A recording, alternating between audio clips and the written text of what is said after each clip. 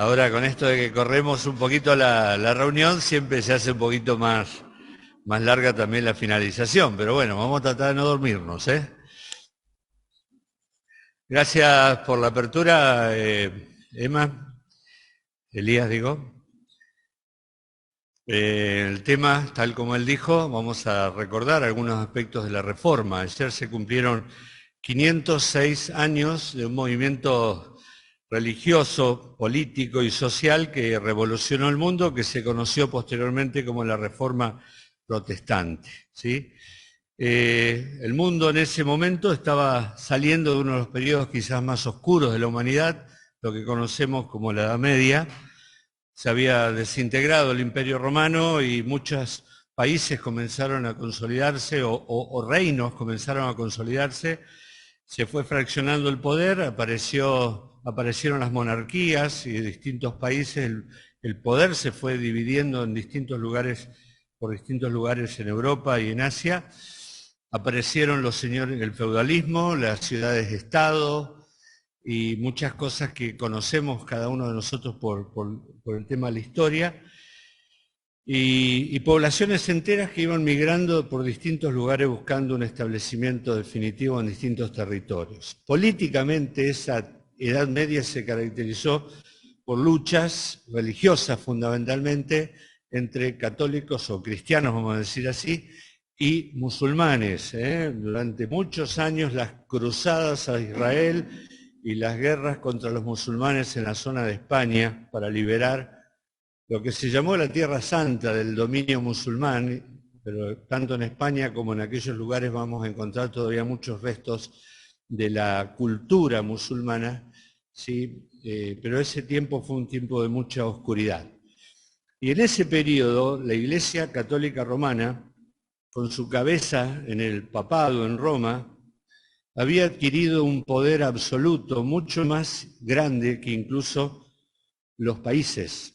Eran los verdaderos gobernantes, ¿sí? Gobernaban incluso sobre los países en base a una riqueza que ellos habían adquirido en base al pillaje y la corrupción de la Iglesia.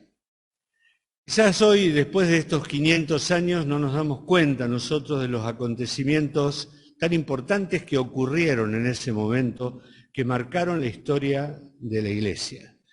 Lo que hicieron esos hombres valientes, los reformadores, que quisieron volver a la pureza de la verdad bíblica y que desconocieron el liderazgo del Papa en Roma y que quebraron con esa hegemonía y con esa esclavitud religiosa que el catolicismo había impuesto a toda la Iglesia. Porque la Iglesia había sido degradada en manos del papado, en manos de Roma. La Iglesia se parecía a un Estado mundial, un imperio, más que al cuerpo que ganó Cristo muriendo en la cruz por ella.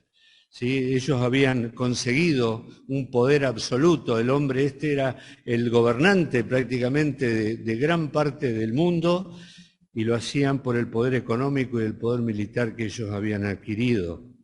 La Iglesia Católica había degradado la pureza del Evangelio. ¿Sí? Había degradado la pureza del Evangelio a través de doctrinas que no tienen nada que ver con lo que la Biblia enseñaba, que eran impuestas a través del miedo y de la persecución. Grandes ejércitos respondían al papado y todos aquellos que se oponían eran considerados herejes y eran perseguidos y casi todos ellos sufrieron la muerte o tenían que renunciar a lo que creían. La Iglesia había impuesto doctrinas que eran aberrantes, como la venta de reliquias. Se vendieron espinas de la cruz de Cristo por todos lados, clavos de la cruz de Cristo, madera de la cruz de Cristo, hasta la cabeza de Juan el Bautista en varias oportunidades en distintos lugares, ¿sí? Y todas esas reliquias eran veneradas por la Iglesia Católica, pero no era lo único que se vendía para obtener dinero, también se vendían las indulgencias. Las indulgencias era el perdón de los pecados en base a dinero. Te vendían la indulgencia, te perdonaba una determinada cantidad de pecados siempre y cuando aportaras, y cuanto más aportabas, más pecados se te perdonaban. Y precisamente ese fue el motivo por el cual Lutero iba a iniciar este proceso de reforma, porque él se estaba oponiendo a un vendedor de indulgencias que se llamaba Tetzel, que era un comerciante que vendía en forma descarada el perdón de los pecados y juntaba dinero. Él decía, a medida que las monedas van entrando, las almas van saliendo del purgatorio, ¿sí? Y en forma descarada estaba vendiendo la salvación para, ¿saben para qué? Para construir la Basílica de San Pedro. ¿Dónde está el Papa hoy? Esa se construyó en base a ventas de indulgencias, o sea, a través del engaño a muchas personas que creían que se les perdonaban los pecados siempre y cuando aportaran dinero para construir la Basílica de San Pedro. El perdón de pecados, la adoración a imágenes y todas estas cosas que no enseña la Biblia o que van en contra de lo que la Biblia enseña. Lutero no fue el primero en oponerse a la Iglesia Católica, porque ya había una gran cantidad de monjes católicos que se oponían a la Iglesia Católica, pero no tenían fuerza, no podían hacer mucho, pero estaban descontentos. Y cuando Lutero clavó esas 95 tesis en un papel en la puerta de la Catedral de Wittenberg, el 31 de octubre de 1517, es como que todos estos reclamos previos se unificaron en ese pedido. Lutero no quería producir un quiebre en la Iglesia. Lutero lo que quería hacer era que la Iglesia produjera una profunda reflexión en su interior, que reflexionara sobre estas cosas que estaban ocurriendo y que él sabía que estaban mal, y que se dejaran de lado esas doctrinas y que se volviera a la pureza y la sencillez del Evangelio. Sin embargo, ocurrieron ahí conjuntamente una serie de factores que hicieron que se produzca lo que finalmente se conoció como la división, la Reforma protestante. La principal de los factores fueron factores religiosos. Los factores religiosos que movieron a Lutero fueron fundamentalmente la corrupción que había dentro de la Iglesia, por esto de vender las espinas de la cruz, las astillas de la cruz, las indulgencias. Toda esa corrupción lo irritó mucho a Lutero porque él veía que la Iglesia se había alejado de lo que tenía que hacer. Pero también él veía a los sacerdotes, y los sacerdotes estaban muy poco formados, eran realmente corruptos y no conocían la Biblia. Y Lutero era un teólogo profundamente formado, había estudiado griego, había estudiado hebreo, se había metido de lleno dentro de la Biblia, y cuando veía a los sacerdotes, que eran personas que pagaban por serlo, pero porque era un negocio serlo, esto fue lo que lo llevó a que viera y dijo, esto no está bien. Pero ¿saben qué otra cosa fue lo que ocurrió? Pocos años antes se había inventado la imprenta, la imprenta de Gutenberg, y la imprenta hizo algo, puso la Biblia a disposición en otros idiomas. Se comenzó a traducir la Biblia. Y al traducir la Biblia se puso en contacto con la gente que anteriormente no la tenía, porque las Biblias estaban escondidas por el clero, porque el Papa, o la Iglesia Católica, quitó la Biblia de la gente. Pero cuando la Biblia comenzó a traducirse, los estudiosos, que no eran religiosos, y la población en general, comenzó a tener acceso a la palabra de Dios. Y comenzaron a interpretar las cosas como se tienen que interpretar y no como lo interpretaba la Iglesia Católica. Por lo tanto, esos fueron los motivos religiosos por los cuales se produjo el cisma.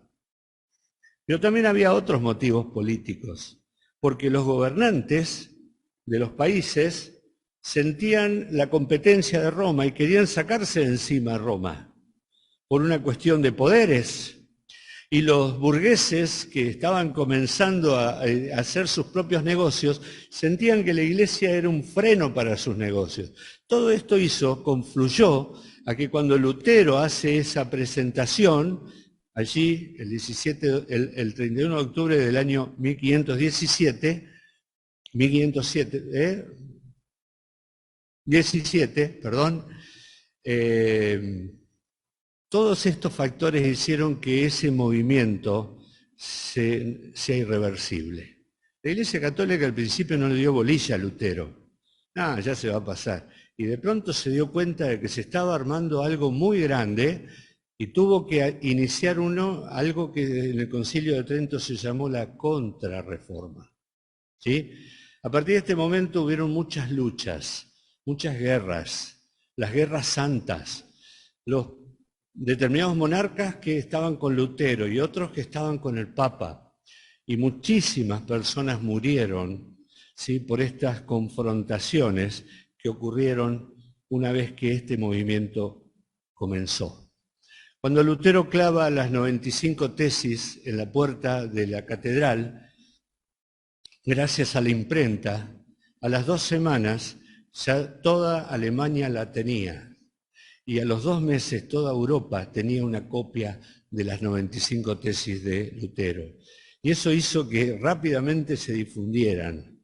Y entonces las cosas para él y para todos comenzó a tener otro sentido. Lutero se convirtió leyendo Romanos. Él era un monje agustiniano. Él estaba realmente formado conocía el hebreo, conocía el griego, estudiaba profundamente las Escrituras, y cuando llega a Romanos y él se da cuenta de que el hombre es justificado por la fe, entra en conflicto con la Iglesia Católica y comienza allí lo que después se habría de transformar en esta reforma. Él se dio cuenta de que la Iglesia había perdido la visión en muchas verdades centrales del cristianismo. Pero la más importante, la justificación por la fe. Y entonces a partir de ese momento Lutero comienza a enseñar que el hombre es salvo por un regalo de Dios, por la gracia de Dios, ¿sí?, a través de Cristo y solamente por la fe. ¿Qué son las 5 solas que decía nuestro hermano en el comienzo? Las 5 solas son frases que fueron popularizadas después de la Reforma y que intentan consolidar el pensamiento de los reformadores. No es que ellos dijeron, bueno, no, a lo largo de los años este pensamiento se fue consolidando en 5 frases, llamadas las 5 solas. En latín, solas quiere decir solo. Y dijimos sola escritura, sola fe, sola gracia, solo Cristo y soli Deo gloria, o la gloria solo a Dios.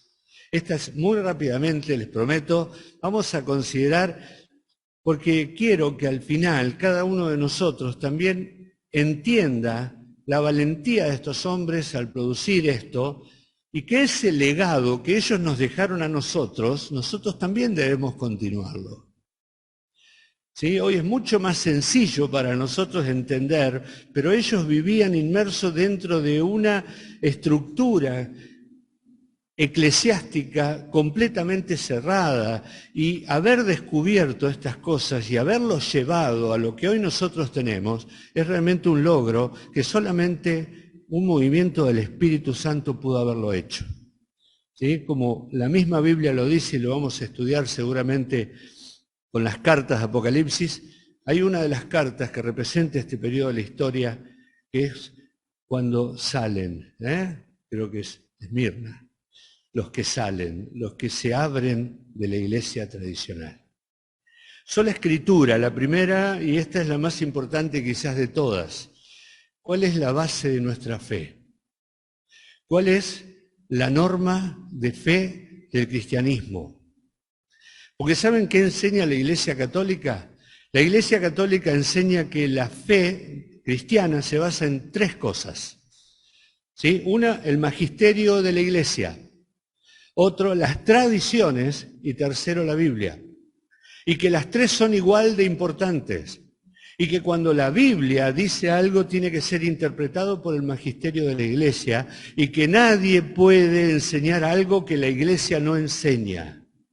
Y si las cosas se contradicen entre sí, Entonces es el Papa o el magisterio de la Iglesia a través de sus maestros los que tienen que zanjar las diferencias. La Biblia para la Iglesia Católica está sujeta a la Iglesia Romana, al Papa, y debería ser exactamente al revés, porque es la Iglesia la que tiene que estar sujeta a las Escrituras. Por lo tanto, esto es lo que estos reformadores dijeron, solo Escritura. La única norma de fe del cristianismo es la Biblia, porque la Biblia es inspirada por Dios, es inerrante, es infalible, autoritativa y relevante, porque es precisamente la palabra de Dios. Es el medio por el cual Dios se reveló a sí mismo y no hay otra revelación más de la que está aquí en la palabra de Dios. Y eso es lo que los reformadores comenzaron a descubrir y ellos defendieron. Por eso ellos dijeron que cualquier cosa que el Papa enseñe o que la tradición enseñe en contra de la Biblia debe ser rechazada inmediatamente. ¿Hay situaciones o hay porciones difíciles de la Biblia? Sí que las hay. Pero la Biblia, y esto es una regla de hermenéutica, la Biblia tiene que ser interpretada por la misma Biblia. ¿Sí? Si hay alguna controversia, tenemos que usar la misma Biblia para aclararla. No hay una autoridad humana para dirimir estas cuestiones, ¿sí? Porque no hay ningún hombre que tenga la autoridad de Dios.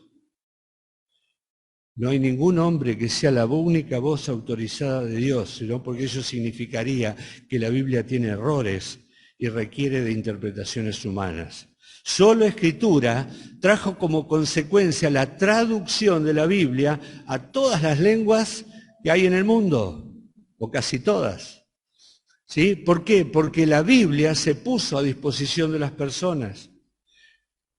Es que la Iglesia Católica Romana, cuando hablamos de católico voy a decir lo católico y decir universal, nosotros también formamos parte de una Iglesia Católica, lo que no somos es romana. Nuestra cabeza no está en Roma, sino está en el cielo, ¿sí? La Iglesia romana le quitó a la gente la posibilidad de leer la Biblia. Hasta hace muy poco todavía las misas eran en latín y de espaldas al público. ¿Sí o no? Los más grandecitos lo sabemos, ¿sí? Y nadie tenía acceso a la Biblia. Las personas comunes no tenían acceso a la Biblia. La traducción implicó o supuso un gran cambio social, porque muchísimas de las conquistas sociales tienen que ver con el conocimiento de la Biblia. ¿Sí? La Biblia se puso a disposición de la gente y eso es uno de los grandes logros que tuvieron los reformadores del siglo XVI. Ahora nosotros tenemos las Sagradas Escrituras, ¿sí? Las tenemos en distintos formatos, en distintas traducciones, de distinta manera, letra grande, letra chica, NBI, NTV, Reina Valera, todo lo que vos quieras, en el celular, la tenemos en distintos formatos al alcance de un clic en nuestra computadora. Pensemos en aquellos hombres que murieron por obtener y dejarnos ese precioso legado. Y acá va algo para nosotros, no dependamos de los demás. Es cierto que hay maestros en la iglesia, o podemos encontrarlos por YouTube, por todas las redes, podemos escuchar el predicador que se te ocurra y que te guste de cualquier parte del mundo. Pero no dependas de otros para conocer la verdad de Dios. ¿Sí? Damos gracias al Señor por los enseñadores que hay en la iglesia, pero no dejes simplemente que sean ellos los que te expliquen, sino que cada uno de nosotros tiene que buscar dentro de la Biblia, ¿sí? No es que te tienen que dar de comer siempre, podés prepararte la comida. Nosotros tenemos que alimentar nuestra alma con la Biblia. Así que, hermano, lee la Biblia cada día, proponete leerla de tapa a tapa, eso es algo impresionante, es una hermosa experiencia. Y cada mañana salí a la calle con un pensamiento, una promesa, una porción para repetir, un texto para memorizar, una canción espiritual, algo que hayas buscado vos personalmente. ¿Sí? Sola Escritura. La segunda cosa es solo fe. sola fide. Cuando leemos en Romanos capítulo 3, vamos a leer algún versículo en Romanos capítulo 3, vamos a encontrar lo que Lutero encontró. Del verso 20 en adelante dice: ya que por las obras de la ley ningún ser humano será justificado delante de él, porque por medio de la ley es el conocimiento del pecado. Pero ahora, aparte de la ley, se ha manifestado la justicia de Dios testificada por la ley y por los profetas, la justicia de Dios por medio de la fe en Jesucristo, para todos los que creen en Él. Porque no hay diferencia, por cuanto todos pecaron y están destituidos de la gloria de Dios, siendo justificados gratuitamente por su gracia mediante la redención que es en Cristo Jesús. Saben que este es el punto central del Evangelio. ¿Cómo es justificado el pecador? Lo que dijo el carcelero de Filipos: señores, ¿qué debo hacer para ser salvo? Este es el punto central del Evangelio. ¿Qué enseña la Biblia acerca de la justificación? Este punto hace la gran diferencia entre en una creencia o en una religión como la Iglesia Católica. Porque es el punto que determina el destino eterno de las personas. O sea, no es un punto cualquiera. Este es el punto central. ¿Cómo es justificado una persona delante de Dios? ¿Qué es la justificación? La justificación es el pronunciamiento legal por parte de Dios, por medio del cual declara que un hombre pecador ha sido hecho justo. Eso es justificación. Y el único que puede decir esto es Dios. Ahora, este fue el gran debate del siglo XVI. Lutero insistía en que el creyente es justo a la vez que pecador. Es justificado, pero sigue siendo pecador en su vida, pero está justificado delante de Dios si cree en Él. ¿Qué es lo que enseña Roma? Y sigue enseñando el día de hoy. Que la justificación es una obra conjunta entre Dios y el hombre. Que lo primero que tiene que ocurrir es el bautismo. El bautismo es un sacramento que justifica a la persona 100%, dice la Iglesia Católica. ¿Sí? Porque infunde la gracia y la hace justa.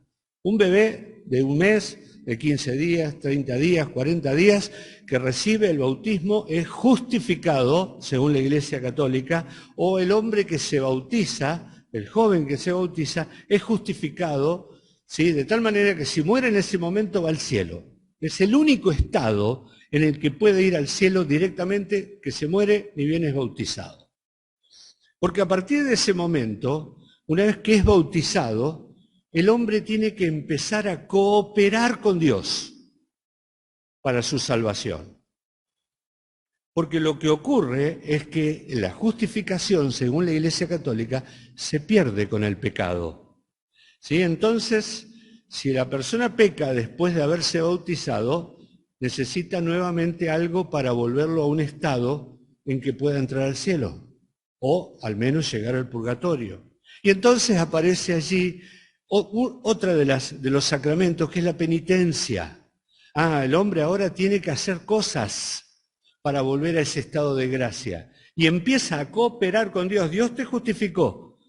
Y si haces penitencias, Dios te vuelve a dar un poco más de gracia. Es como cuando el tanque está lleno y va gastando, y le pones un poquito, pero todavía no está lleno. Tenés que poner un poquito más, y así, pero a medida que vas andando se va gastando. La gracia sube y baja continuamente, según la Iglesia Católica, dependiendo de lo que el hombre haga. Y nunca el hombre alcanza completamente, ¿sí?, el estado que tenía cuando se bautizó. Tiene que lograr méritos, tiene que sumar puntos. Tiene que ir nuevamente sumando cosas y cooperando con Dios. Y entonces la vida del católico es una constante preocupación por no morirse en un estado que no sea de gracia, o por no haberse olvidado de algún pecado de confesar, ¿sí?, o por no haber sido suficientemente sincero en sus penitencias. ¿Qué fue lo que hizo Lutero? Lutero recibió la luz del Evangelio leyendo la carta de Pablo a los romanos y descubrió que el justo por la fe vivirá. Y comenzó la gran batalla contra el oscurantismo que la Iglesia Católica había impuesto sobre las personas. Romanos capítulo 4, verso 5, dice, mas el que no obra, sino cree en aquel que justifica al impío, su fe le es contada por justicia. Entonces Lutero ahí se da cuenta de cómo es justificado el hombre. La única causa de justificación es la fe en Cristo Jesús. Y el único mérito que sirve para algo es el mérito de Cristo en favor del pecador. Y la única justicia posible es la justicia de Cristo, que es transferida al pecador que cree, como dice 2 Corintios 5, 21, al que no conoció pecado por nosotros, lo hizo pecado para que nosotros fuésemos hechos justicia de Dios en él. Y Lutero descubrió que ya no hay deuda, ni hay nada que pagar. Los reformadores rescataron del oscurantismo la verdad básica del Evangelio, que somos salvos solo por fe y que nuestras obras no alcanzan, por lo tanto no cuentan. Si nuestra salvación dependiera de nuestras obras, mal la pasaríamos. Hermanos, tenemos que valorar esto que nosotros creemos hoy, porque esto que realmente esta luz que tenemos fue el propósito del trabajo de ellos, fue el resultado del trabajo de ellos. ¿Sí? Hemos sido libertados de una esclavitud a la que la Iglesia romana todavía tiene hoy a sus seguidores. Y lo peor de todo es que los está llevando a un destino de muerte eterna. Porque ellos confían en sus méritos, en sus penitencias, en sus obras, y no sirven para nada. Pero no quiere decir que no tenemos que hacer obras, ¿eh? Este es otro tema. Nuestra fe se tiene que ver por nuestras obras, ¿sí? Solo escritura, solo fe. La tercera es solo gracia. Los 10 mandamientos que Dios le dio a la humanidad no son un método de salvación. Los 10 mandamientos son las demandas de un Dios justo y de un Dios santo y que nos demuestran que ninguno de nosotros puede cumplir con ellos. Es más, los 10 mandamientos le cierran la puerta de la salvación a las personas. Y dice el apóstol Pablo que Dios encerró todo bajo pecado a todos los hombres para que luego miren a Cristo que murió en la cruz, ¿sí? Por lo tanto, la ley y los 10 mandamientos lo que tienen que hacer es mostrarnos a Cristo. Cuando Cristo vino a la tierra, dice el apóstol Juan en capítulo 1, verso 17, la gracia se manifestó. Estamos hablando de gracia. Vimos solo escritura, solo fe, solo gracia. Por eso, como leíamos en Romanos 3, 24, que hemos sido justificados gratuitamente por su gracia, por su gracia. O sea que la gracia es gratuita, ¿verdad? Si no, no sería gracia. ¿Qué es lo que enseña la Iglesia Católica que los reformadores se quitaron de encima? La Iglesia de Roma enseña esto de que el hombre coopera con Dios en la salvación. Si bien reconoce la Iglesia Católica que la salvación es por fe, cuando se bautiza, luego de eso el hombre tiene que cooperar con Dios. Esa gracia inicial se pierde y el hombre tiene que trabajar arduamente y por mucho tiempo, varios años si es necesario, mediante actos como la oración, el ayuno, el amor al prójimo, la abnegación, el testimonio de su fe, etc. El hombre coopera con Dios para obtener méritos y nunca sabe cuánto tiene ni cuánto le alcanza. Ahora, como acabamos de leer, la Biblia enseña que Dios justifica al hombre impío. Lo acabamos de leer. El que no obra sino cree en aquel que justifica al impío. Dios justifica al impío, Dios llama a pecadores al arrepentimiento. Dios no espera que el hombre cambie y luego lo salva, Sencillamente porque el hombre es incapaz de cambiar. Es como pedirle a un muerto que se vista, ¿sí? O que arregle su estado. No lo puede hacer. Ahora, ¿qué enseña la Iglesia Católica? La Iglesia Católica engaña a las personas y les dice que primero tienen que cambiar interiormente, en cambio la Biblia dice que tienen que reconocerse pecadores. La Biblia enseña que no tiene méritos, la Biblia enseña que tiene que humillarse ante la presencia del Dios Santo, justo, y clamar por misericordia, porque no puede nunca cumplir con esos mandamientos de Dios. Y la Iglesia también romana enseña que esa gracia se puede perder, que esa gracia inicial, esa gracia santificante, se puede perder cuando la persona comete un pecado deliberado y consciente, y que luego se puede volver a restaurar en base a los sacramentos, pero siempre y cuando esa persona esté correctamente o adecuadamente preparado, tiene que tener un corazón dispuesto, reflexionar, oración, actos de penitencia. Y nunca sabe la persona, ¿sí?, cuánto tiene que hacer para lograr su salvación. Esta cooperación con Dios que resulta en la realización de buenas obras para obtener el mérito. El mérito. Cuando la Biblia habla de gracia. Y la gracia es el favor de Dios, inmerecido, pero gratuito hacia una persona. La gracia es gratuita e inmerecida. La Biblia enseña, ¿sí?, que Dios envió a su Hijo a salvar a los pecadores. Y a ellos les ofrece la salvación gratuita por medio de la fe, a través de la gracia. Por gracia soy salvo por medio de la fe, dice el apóstol Pablo. Y lo que nosotros tenemos hoy es el descanso en la seguridad de la salvación. Lo que no tienen los de la Iglesia Católica es la seguridad de la salvación. ¿Sí? Y no pueden descansar nunca, porque tienen que pedir continuamente o tienen que sumar puntos en una carrera que no alcanza jamás. En una carrera que no termina nunca, porque la salvación es imposible de que cada uno de nosotros la paguemos. La Biblia enseña que Cristo ha terminado la obra de salvación en la cruz y que la justificación es un don gratuito y perfecto de Dios. Eso fue lo que los reformadores lograron para nosotros. Ellos volvieron a la doctrina de la gracia de Dios como la fuente de la única fuente de toda bendición.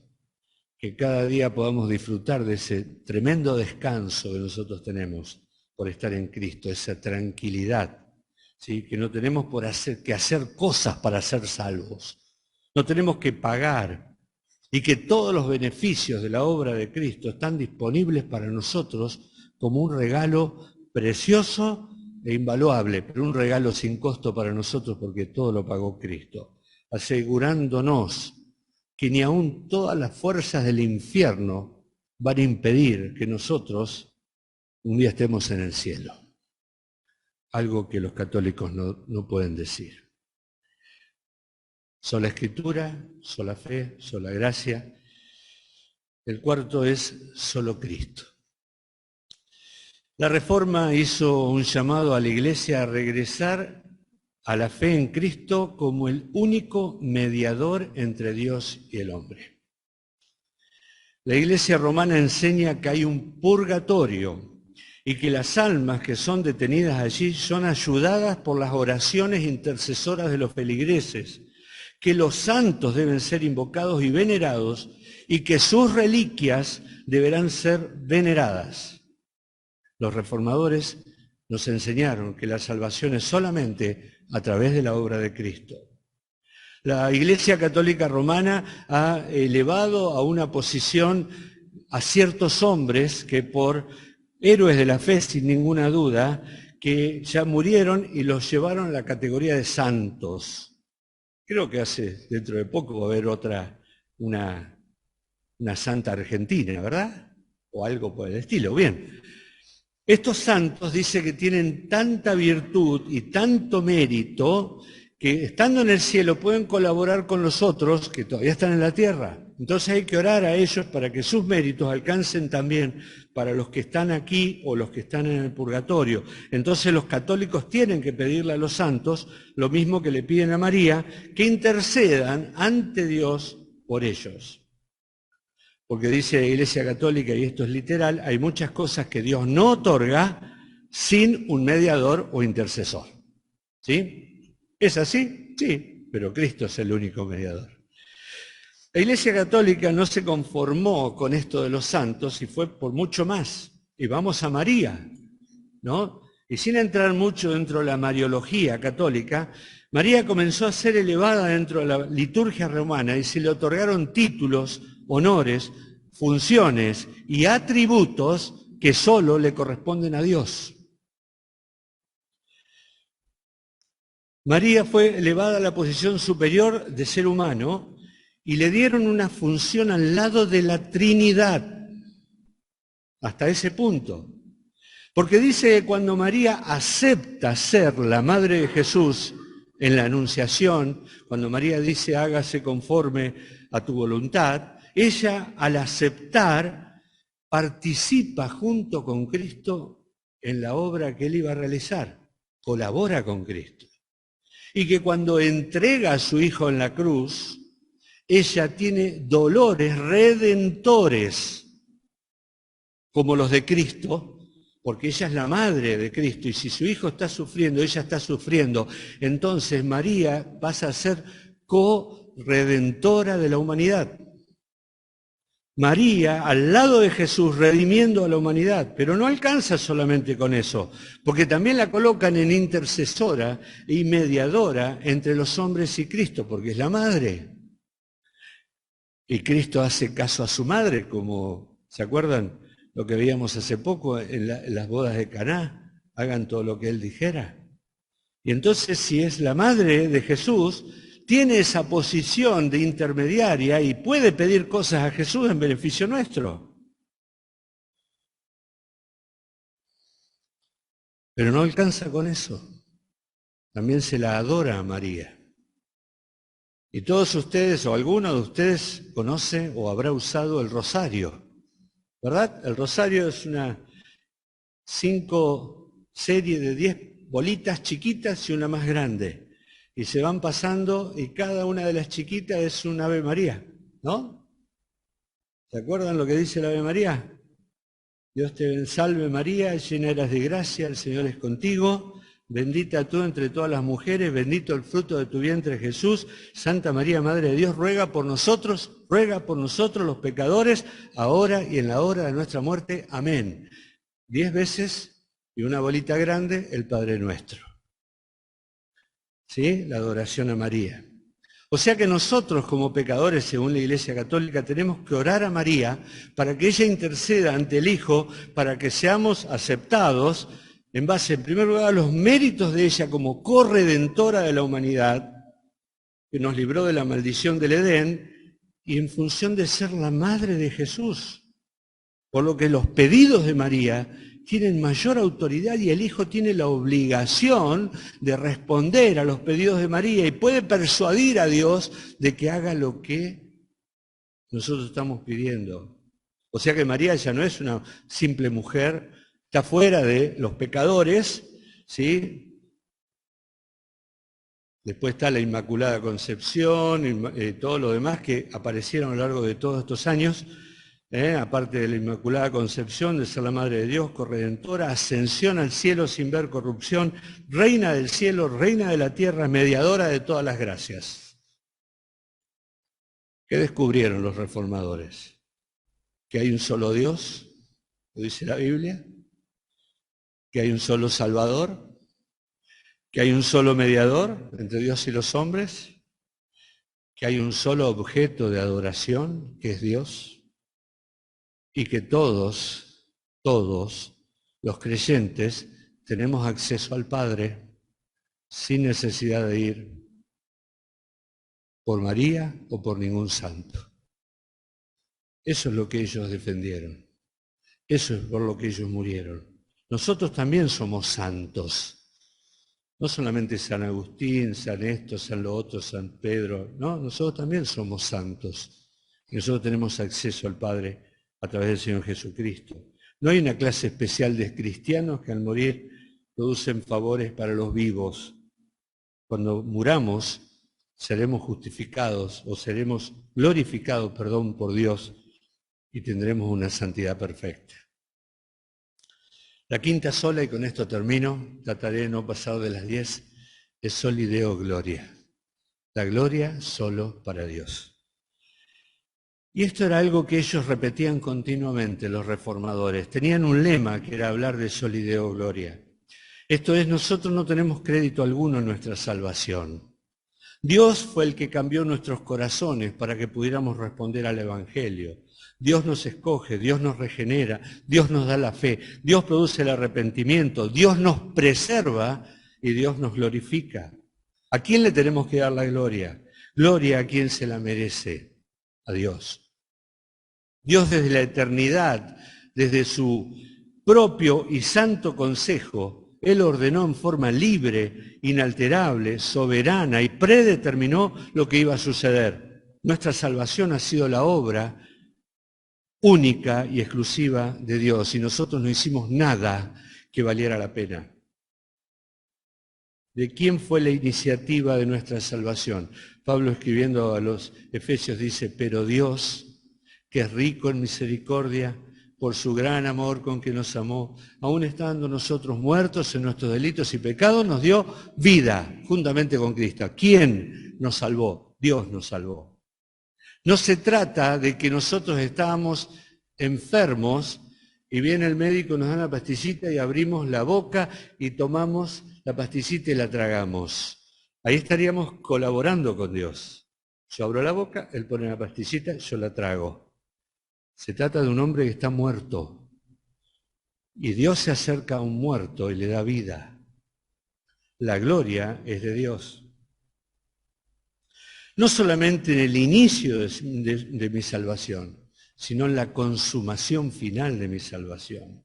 ¿Quién es el responsable de la perseverancia de los santos? ¿Quién asegura que el creyente va a recibir la herencia al final del camino? ¿Quién garantiza que a pesar de mis errores, de mis elecciones, de mis acciones, de mis pensamientos, de mis inclinaciones, llegue al final del camino?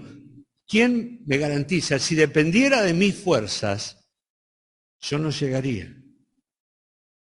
¿Quién me ha sellado como propiedad divina? ¿Quién me dio las arras del Espíritu que hoy las tengo dentro de mi interior? ¿Podrá alguien impedir que yo me pierda en el camino?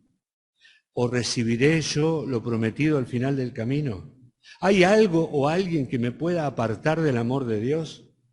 Pedro dice que la herencia está guardada para nosotros y que nosotros estamos guardados para ellos. Soli Deo Gloria reconoce que la gloria de todo lo que somos, de todo lo que tenemos, de todo lo que seremos o tendremos es exclusiva de Dios. Solo le pertenece a Dios. Todos estos logros que hoy para nosotros son tan comunes y tantas veces desestimados o que los pasamos por alto, fueron el resultado de ese movimiento que logró la separación de la iglesia verdadera de la iglesia profesante. Esos logros fueron obtenidos a través de mucho sacrificio. El valor de lo que inició Lutero hace 506 años, un 31 de octubre de 1517, es inestimable. Nosotros hoy gozamos la libertad que ellos consiguieron a precio de sangre y mucho sacrificio, porque millones murieron por estas verdades. Disfrutemos, hermanos, la libertad que tenemos. Pero ¿saben qué? Y con esto termino. Luchemos por mantener la pureza de la fe. Lo que ellos hicieron es lo que tenemos que hacer también nosotros. Tenemos una responsabilidad de defender la fe que ha sido puesta una vez en nuestras manos. Hoy escuchaba el devocional de Henry y él hacía referencia a Filipenses 1:27. Dice allí el apóstol Pablo, solamente que os comportéis como es digno del Evangelio de Cristo, para que ya sea que vaya a veros o que esté ausente, oiga de vosotros que estáis firmes en un mismo espíritu, combatiendo unánimes por la fe del Evangelio. Un combate es una guerra. Combatiendo unánimes por la fe del Evangelio, en nada intimidados por los que se oponen. Nosotros tenemos que defender la fe del Evangelio. Pablo le dice a Timoteo, guarda el buen depósito que se te ha encomendado del Espíritu Santo que mora en nosotros. Y luego le dice en el capítulo 2 lo que has oído, él le está dando instrucciones, lo que has oído de mí ante muchos testigos. Esto encarga a hombres fieles que sean idóneos para enseñar también a otros. Hay una sucesión que nosotros tenemos que garantizar. Lo que estos hombres iniciaron, nosotros tenemos que continuar.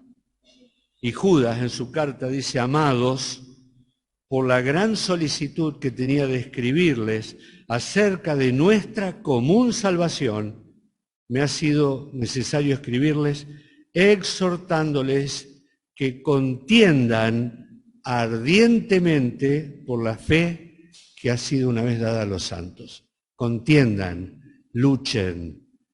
¿Cómo? Ardientemente por la fe una vez dada a los santos.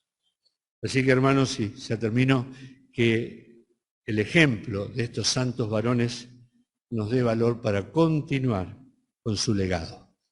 Tenemos todo lo que ellos consiguieron a nuestro alcance y para nosotros hoy es totalmente común y de todos los días. Sepamos cuánto costó lograrlo, pero también sepamos que debemos continuar con este legado que ellos nos dejaron. Que el Señor nos bendiga.